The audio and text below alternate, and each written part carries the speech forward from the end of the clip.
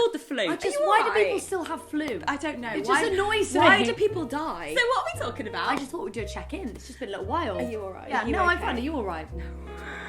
I don't know how you haven't caught this. I think I gave it to you, but we're not. We're unsure. I'm upset that whenever our house has got illness in it, I'm the one that suffers the most, and I'm not just being a pussy. No, she does suffer the most. I literally have things a million times worse than you and Zig. It's true. It's like when we had norovirus, I just had the poops. Pretty much a normal day for me. But you, puking, pooping, passing out, smacking your shoulder, passing out 3 times. There's that one moment during norovirus, and during flu actually, where you actually go, okay, I'm ready. And you think, I feel so bad right now. I used to have that with my migraines. Yeah, I know. I remember. That was terrible. Anyway, let's talk about good stuff. Okay, let's do it. So, we've been in our house for 1 year, 1 whole year. And it is crazy to me how much things have changed, because I literally had a Menti B. Yeah, she had a Menti B, right? But this time last year, February, I had a Menti B. She comes down, she goes, God, I love this house. And I was like, I know how things have changed. It's only taken 12 months. Isn't it crazy? Yeah. And do you know what, can I say, I'm no, really you proud were of myself. crazy. Yes. You know, this year's really proved to me that I can do things. I've noticed you at the moment have been so much more independent than you've ever been. I think because I've been ill, you've taken Lorraine and you've been taking the boy everywhere on your own, going on the motorway on your own with him. I used to be scared of the motorway. Props. Yeah, I'm really proud. Why props to you? That was actually to you. I was praising you. Right. What's crazy is, I was thinking about it. When you think of having a baby, you think, okay, it's going to be more difficult to do things because you're looking after a kid, right? And like, it's harder to get out of the house. It takes ages putting their shoes on and they're having a tantrum. And we're getting to terrible twos, aren't we? Yeah. But I think we're doing more. We just booked a holiday. We did. And I honestly have a fear that I'll go abroad and get trafficked. Look, that's just my fear, okay? It's stupid, but it's my fear. It's bold to assume someone would want you. It is bold. It's my biggest fear. Now I wish I'd done it when he was younger. We're at the stage, right, I'm panicking because he says no to everything, even when he means yes. He asks for something. And Rosie's like, oh, you want some booba? And he's like, no. no. He's like, no. I was like, Ziggy, let's put your shoes on. No. Ziggy, would you like some breakfast? No. It's not just no, right? It's the attitude. He goes, no. No. No. And I said, do you love Mama? And he went, no. He did say no. And I was he does love you though. Yeah. He loves you so much. Yeah, it shows, yeah. So basically, at the moment, I could walk into a room and I am invisible to Ziggy. And I used to be face mummy. Face mummy. And it's like a complete role reversal. But can I say, although it must suck to be invisible to Ziggy at the moment, right? It is rubbish. It's also a bonus because I can't leave the room and do anything. Honestly. Like, you know, you could like go shopping or whatever. Don't ever do that. You could go to the garden centre. The other day I had like half an hour free time. Rosie was like, oh, what are you going to do? I was like, I'm obviously going to clean. But the other day, she walks up the stairs and she shuts the door in front of Sigmund, right? He actually thrashes. It was the first time I ever saw him angry. And I said, Ziggy, it's okay. So I tried to pick him up, right? Kicks me and goes, no! He started getting on the floor, hasn't he, and tantruming. I was like, do you not know who I am? I'm famous. And there I was like, right, I'm going to be really calm. I need to be the one who regulates their own emotions so he can fall in line with mine, right? I was really proud of that. So I was like, breathe, baby, it's okay. I understand you're angry. I was doing the whole gentle parenting thing. Some of which I love, some of which I don't agree with. But anyway, I was like, it's okay, Ziggy. It's okay to be angry. But I am famous. Anyway, so how are you? Good. So you're over your mental B. Yeah, and I'm more independent. I can't believe I love it. that. I can't believe it. I knew it would happen. Had my Menti B. It wasn't the full year, but it was like, you know, it's like 9 months. The year, though. Yeah, it's a lot of the year. And I'm actually in the best place mentally I've ever been in my so entire good. life. That's so and good. I really think it's a huge mixture of the therapy I've got and then just some positive actions I've taken towards helping my mental health, and it's really the best it's ever been. That's really good. I'm so proud of you. I changed my inner voice. There's that saying that like if you you had can't be like 100 everyone, people no, in a you're room, right. like some people like you, some people will hate you, and then some people will nothing you know. So I thought it's the stupidest thing in the world to not like yourself. You're your best friend. Right. You should be. I'm born with myself, right? I've got to live with myself till I die. Yeah. You know, we all die alone. In a way. So I might as well be like, I'm amazing. I agree. Working. I had a similar epiphany. It's kind of along the same lines. I hit my mid-30s and I've suddenly had this huge like, oh my God moment where I'm questioning everything I've ever been told. When you're younger, the world is what the world is, and you accept it. And when you're older, you realise the wrongs in the world. Right. Like the injustice, horrible things. And how some people can suck. Things like the government and stuff like that. And you realise the world. Anyway. Or like, why does this have to be this way? Right. So I thought, okay, so say I'm living in a world where I have no idea what the truth is. The things I can rely on is knowing myself. So I know who I am, and that's really important to me now, because I thought, okay, if everything else is something I can't necessarily control, understand, you know, why are we on this earth? What is space? Big, scary thoughts, which some people might deem ridiculous. Some people might be like, she's onto something. Either way, I'm gonna make sure I know myself, I love myself, and that I ground myself. You've got to have you to get you through. Right, so if I die alone, at least I can be like, I'm dying with myself. So we have gone through a similar thing. Kind of. Lots of people ask, like, how's your relationship now since you've had a baby, right? I keep seeing TikToks where there's this trend where it's like us before the baby and then it's like us after, and it's like not very good. And I actually think, like, yeah, it was tough for a little bit, wasn't it? But it seems like we've both realised, you know, we need to be the adult in this situation. We've got a child, we've got to rely on ourselves a bit more. That's not a bad thing. I actually think that's so good for a relationship. And I think people think a relationship is like, you make me happy and I'll make you happy. But actually it's, I'll make me happy, please make you happy. Fuck off. And then we're both happy. Yeah. Because you can't, I think it's a you mixture of can't both. give everything of yourself to someone else to make them happy. The dog is on the newly painted windowsill. Can I just quickly say I apologise for what was toothpaste in my hair? Is that what it was? I thought it was paint. I just went to make sure everything was recording okay, and I actually have toothpaste in it from this morning. Not from brushing your teeth though, that's No, surely it's the from baby. Ziggy. Surely the baby, yeah. But in answer to your question, how am I? Perfect, number one. Second of all, I'm actually having a bit of a moment in my life, I think, where I'm just like unsettled. I feel like you have really found yourself. You've got your mum group friends, you're like really grounded, you're independent. You've really fallen into this mum role so well. And you're still sexy, so great. I am having a moment where I'm like, what is my purpose? Is everything okay? Do you know though, now I had a bit of a hard time, I really believe that you have times like this, and it actually really is for a reason. Yeah, and I know.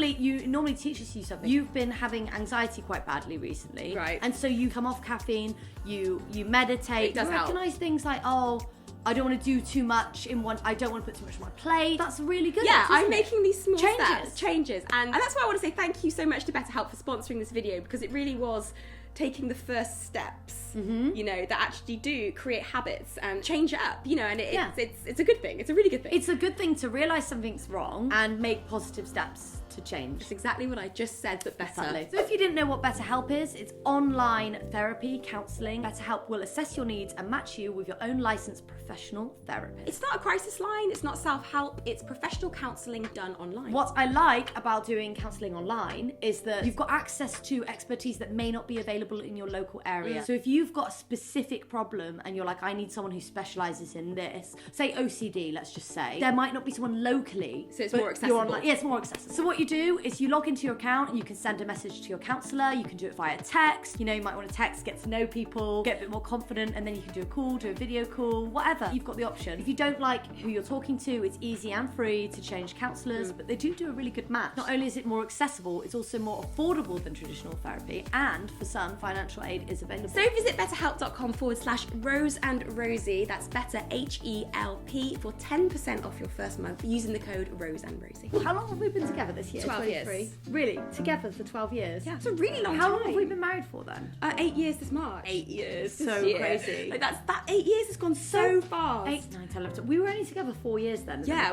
it wasn't very long. What can I say? I think we're so successful with our marriage. I'm sorry, I just do. It sounds really stupid, but I released a reel the other day trying on our clothes from the denim reel. And I was looking at us and I was like, damn, we're hot. But then I was like, damn, we're hot. We're doing really well with being our own best friends, aren't we? I wonder why, right? I know it sounds stupid, but we love each other so much, obviously, but we are best frogs. Yeah, we are best frogs. And I think that's half of it. I'll be honest, I think when Ziggy was born as well, I think it was tough the first year of having a baby with our relationship. I think I got very, very serious. I was so obsessed. Menti B, babe! Yeah, Menti B! Throw it out the window! I was so obsessed with getting everything right by Ziggy. I took it really seriously. Yeah. And now I'm like, whatever. Here's a screen. Yeah, Here's some it's chocolate. fine, like, run away with the scissors. We've been through so much in our relationship. I think that's the number one thing. I think having Ziggy that's actually like increased my confidence. For example, I went out the other day without Ziggy. He was at nursery, and I like went and ate alone, right? And before, like, I think I would have been being younger as well. I think you worry so much, like, is everyone looking at me? Babe, I still worry a bit. Can I go I'm a out bit and eat like that alone? now. I'm the type of person now who walks into a place and I'm like, yeah, table for one. The other day I went for a meal and I was eating a burger.